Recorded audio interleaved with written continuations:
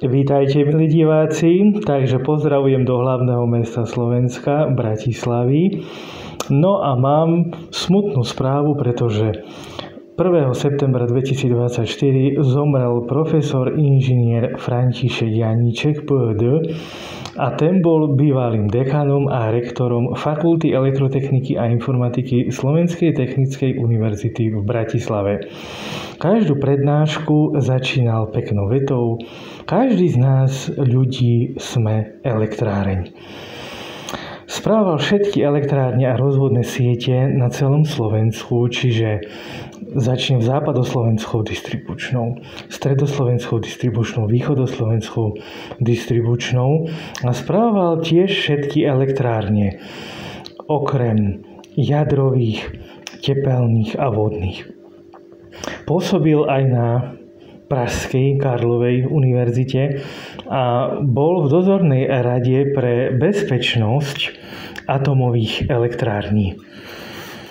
Mnohokrát sme rozprávali, pretože ja som ako bývalý zamestnanec Fakulty elektrotechniky a informatiky STU Bratislava, a ak sme spolu ako rozprávali, tak vždy mi vravieval, že Rasťo, že veda a výskum bude musieť postupne pokračovať a napredovať. Nemôžeme sa uspokojiť s tým, aké výsledky sa dosiahli, ale musíme vždy hľadať nové a nové riešenia.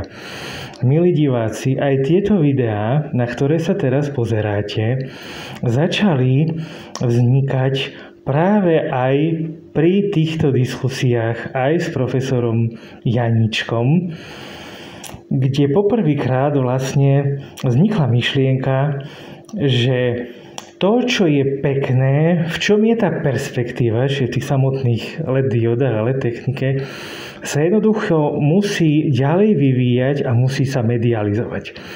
A veda a výskum musí jednoducho, ako je len možné, zvládať samotnú prírodu.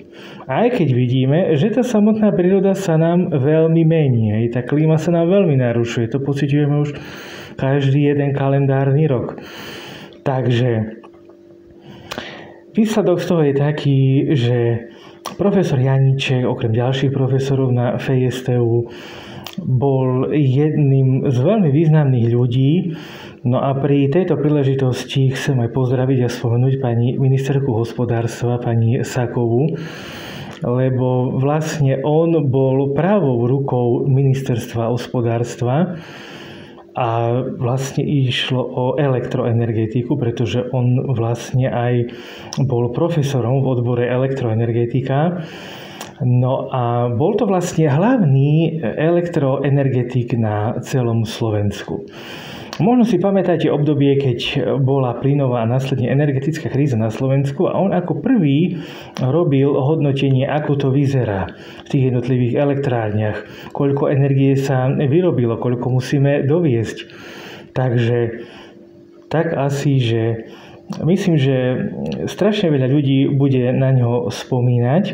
No a ja verím, že aj napriek tomu, že zomrel, že tá naša energetika bude fungovať a že nebude mať nejaké výpadky v tých energetických sieťach, pretože neradi by sme, aby nám jednoducho na Slovensku nesvietilo alebo bola tma, takže dúfajme, že sa čoskoro nájde jeho nástupca a že jednoducho povedie sa tá energetika slovenská vo funkčnom stave aj naďalej. Takže ďakujem veľmi pekne.